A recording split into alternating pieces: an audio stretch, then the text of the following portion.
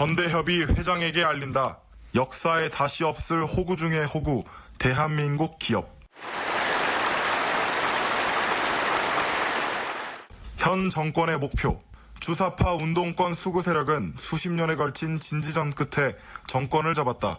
이제 입법, 사법, 행정, 언론, 시민사회를 비롯한 대한민국의 모든 사회구조가 장악되었다. 결과적으로 남은 과제는 단 두 가지, 주한미군과 적폐야당을 괴멸시켜 쓸어버리는 것이다. 이로써 사회주의 개헌을 완수하고 대한민국의 자유민주주의 체제를 완전히 말살하여 민주당의 100년 독재 및 장기 집권 토대를 마련하는 것이다. 현 정권의 전략. 하나, 하루빨리 한국 경제를 붕괴시켜야 한다. 이들은 중산층을 말살하여 모든 국민을 기초생활수급자로 만들어 국가의 배급으로 먹고 살게 만들어야 한다. 모든 국민이 거지가 되어야 포퓰리즘 정책의 좌파가 영구집권할 수 있다. 베네수엘라는 망했어도 마두로는 67%의 지지율로 재선되었다. 모든 국민은 무상복지와 연금수당에 중독되어야 한다. 둘, 최저임금을 끝없이 인상하고 강력한 노동보호막을 만든다. 최저임금을 인상하여 자영업 중산층을 몰살하고 평등한 거지 세상을 만든다. 비정규직을 없애고 모두를 정규직으로 만들겠다며 속인다. 이로써 대기업 자본가들을 청산하고 공공부문을 확대하여 신분제와 세습 귀족제를 부활시켜 구한말의 산업공상의 질서를 확립한다. 셋, 천만의 깡패 노조를 육성하여 잘못된 교육을 받은 남조선 2030 청년 적폐들을 노예처럼 부려야 한다. 200만 전교조와 공무원 노조를 핵심 계층으로 양성하여 누구도 자유, 민주, 창의, 도전, 기업가 정신 따위를 외치지 못하게 한다. 자라나는 청소년들이 공무원이 꾸민 나라를 만들어 운동권 좌파 독재 정권의 홍위병이 되게 한다. 넷, 국민을 상대로 폰지 사기를 친 600조 국민연금을 최대한 활용하여 자본가들에게서 기업을 빼앗아야 한다. 대기업의 경우 내부로는 깡패 노조를 동원하여 파업을 조장하고 외부에서는 국민연금을 통해 대주주 권리를 행사하여 기업을 빼앗아야 한다. 그래도 버티는 기업 회장이 있으면 세무조사와 검찰 조사를 통해서 홀딱 벗겨 전국민 앞에 조리돌림한다. 전대협이 회장에게 명령한다. 우리의 혁명대호에 동참하라. 하나, 양심이 있다면 포효하라. 법률적 강제보다 계약이 우선되는 합리적인 법치를 주장하자. 노조의 단체 협약이 개인과 기업이 맺은 근로계약보다 우위에 설 수 없음을 천명하라. 최저임금 정책에 따른 깡패노조의 폐악에 따른 기업의 피해를 모든 수단을 동원하여 국민들에게 알려라. 살아있고 양심 있는 한마디가 국민들의 마음을 움직일 수 있다. 둘, 정의가 있다면 분노하라. 좌파 독재 정권의 각종 정책 보조금과 청년수당에 중독되어 가고 있는 대한민국의 현실을 외면하지 말라. 과거 독립운동에 목숨을 걸고 참전했던 기업인들의 정신은 모두 죽었는가? GS 창업주 허만정, LG 창업주 구인회, 두산 창업주 박승직, 고려대학교 설립자 김성수, 효성 창업주 조홍재, 유한양행 창업주 유일한, 동아양품 창업주 민강, 융창식과 같은 의인은 이제 나올 수 없는가?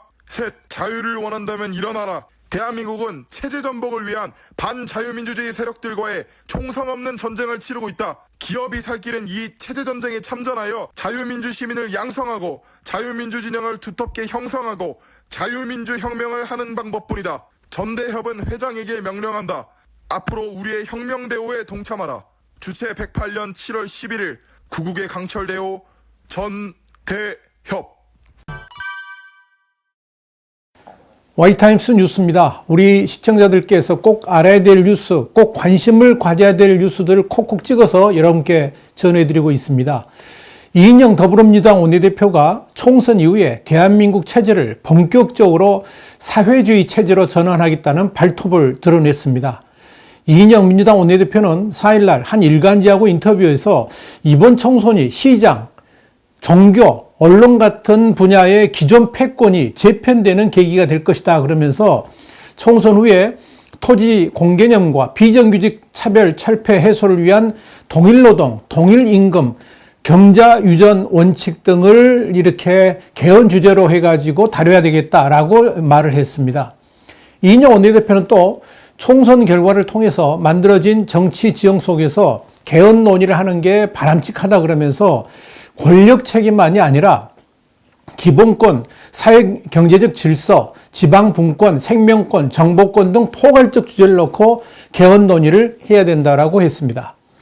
부동산 정책에 대해서도 이 부동산 문제 해소 차원에서 토지 공개념을 적용할 필요가 있다 그러면서 사적인 토지 소유권 제한을 가하고 공공적 의미를 부여하는 토지 공개념이 구조적 대책을 위한 그런 밑거름이 될 수 있다라고 구체적으로 언급을 했습니다. 이인영 원내대표는 이번 총선의 의미에 대해서도 종교, 시장, 언론 등 분야에서 법으로 설명되지 않는 헤게모니가 있는 게 사실인데 촛불혁명은 단순히 정권 교체만이 아니라 언론과 검찰, 재벌 등의 개혁을 제기했던 것이고 이번 총선을 통해서 반영할 것이다. 이른바 조중동이라는 특정 언론사 중심의 헤게모니, 종교도 마찬가지인데 그런 것들을 다 바꾸겠다. 정광훈 목사가 우리나라를 대표하는 목사는 아니지 않느냐 이런 말을 했습니다. 그럼 또 검찰에 대해서도 공수처, 그러니까 고위공직자범죄수사처죠. 이 공수처법과 검경 수사권 조정이 완료된 상황에서 만에 하나 검찰이 정치적 시도를 한다 그러면 헛꿈이고 검찰이 설당을 없애는 것이다. 이렇게 강조를 했습니다. 자, 여기에 대해서 뉴스 쪼개기를 하겠습니다. 뉴스 쪼개기는 이 뉴스에 대해서 우리 Y타임스의 시각과 아주 통찰한 분석을 해드리는 시간입니다. 이인영 원내대표의 발언은 한마디로 대한민국의 체제 자체를 자유민주주의에서 사회주의로 탈바꿈시키겠다는 선언이나 다름없습니다. 이인영 원내대표가 학창시절에 전환시대의 논리로부터 시작되는 사회주의 사상을 이제 현실 전체에 그대로 표출하겠다는 그런 선포나 다름없습니다. 이인영 원내대표 발언 중 가장 주목되는 것은 크게 두 가지입니다. 하나는 패권 교체고 두 번째는 사회주의적 경제정책 도입입니다. 민주당 정권은 우선 조중동으로 대변되는 언론시장과 기독교에 대한 대대적인 손보기를 할 것으로 이렇게 보여집니다. 기존의 공중파 중심의 언론 장악 전선을 이제는 신문까지 넓히겠다 하는 것이고요. 또 하나는 기독교 세력에 대한 대대적인 권력 해치 작업에 들어가겠다 이런 의미입니다. 그리고 경제 체제마저 사회주의화하겠다는 의미입니다. 민주당 정권에게 분명히 말하고 싶습니다. 대한민국이 그렇게 만만하게 보입니까? 너희들이 대한민국 체제까지 변화시킬 수 있을 거로 보는 거예요? 우리 국민들이 그야말로 너희들 눈에는 개돼지로 보이는 거예요? 겨우 5년 임기 정권인데 그것도 2년밖에 안 남은 정권이 대한민국 체제를 바꾸겠다고? 그런 오만함이 반드시 화를 부르게 될 겁니다. 이인영, 국민들의 심판이 두렵지 않습니까? 국민들에게도 말하고 싶습니다. 저런 오만함, 대한민국의 기초부터 흔들어 버리겠다는 저 만용을 그대로 두고 봐야 합니까? 4월 총선에서 그럼에도 저렇게 오만방자한 민주당을 찍어준다 그러면 대한민국은 이제 사회주의를 넘어서 베네수엘라행 급행열차를 타게 될 것입니다. 기독교인들한테도 당부합니다.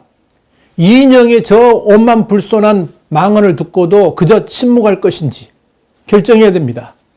기독교가 정치 함몰돼 가지고 대깨문 앞잡이 노릇을 한다 그러면 그 기독교는 이미 죽은 종교나 다름없습니다.